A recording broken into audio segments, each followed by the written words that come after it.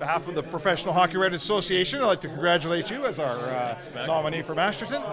It's about perseverance and sticking with the game and through thick or thin. How do you think you embody that? Well, I think my journey to the NHL is the epitome of that, I guess. I think it's a motivational story for a lot of people, especially young kids. I was told I was too small, wasn't good enough in my draft year, overlooked, went to the U of A, kind of way off the radar at that point. Got a job in Europe and just continued to grow my game.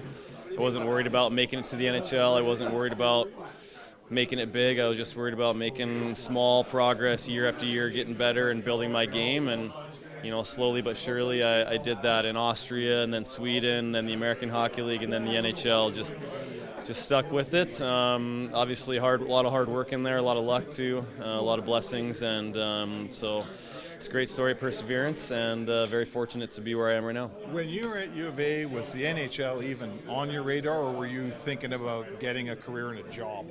It wasn't even close to my radar. It was, I wanted to be a pharmacist, and maybe if I go to Europe and have a decent career over there, that'd be great too. And honestly, once I was even in Europe, it was, okay, great, I've carved out a great career over here. I'm making great money. We're having a great life. My son was born in Austria, living a cool life over there. Why would I come back and try and make it in the NHL? So it's just kind of a stepping stone. Each step of the way I was getting closer to the NHL, but I never had that lofty goal, something that I was clawing at. I was just looking at the next step that was in front of me. So, yeah. Last one for me. Your wife. Yeah. It's a hell of a ride for her. What did she say when you said, maybe I'm going to go back, and I got a call from Carolina and I got a shot here? What was the family discussion around that? Yeah, that's a great question. Well, she's a saint, first of all, for putting up with all the travels and journey that we've had.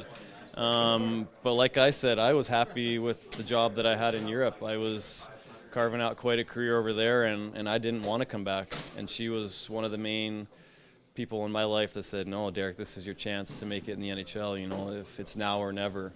So it was basically her and my agent saying that to me, and obviously you fast forward to now, it's pretty crazy to look at, wanting to turn that down and see where I am now. So pretty fortunate to have a wife that steered me correctly and supported me the whole way, and if it wasn't for her, I wouldn't be here. How much does looking back and going through your journey give you a sense of appreciation of the little things on your day-to-day now? Oh, it's huge.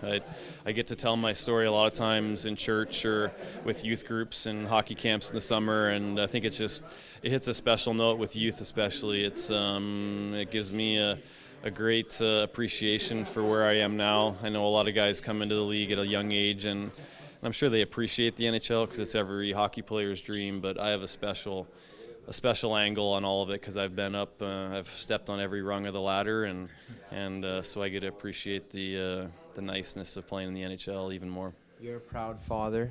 You obviously want to lead by example, and you have led by example. What would be your message to your kids, given the journey that you've been on to get to the show? Yeah, I try and teach them that little by little every day, and they get to see it through what Dad does, on a day-to-day basis. But my message to them and to all kids is to not let people tell you what you can and can't become. You work hard, you stick with it, and you don't imagine or don't believe that it's just going to happen on its own. You have to will it yourself, and if you do that, you can become anything. So I know it's kind of cliche, but I think my story is the embodiment of that.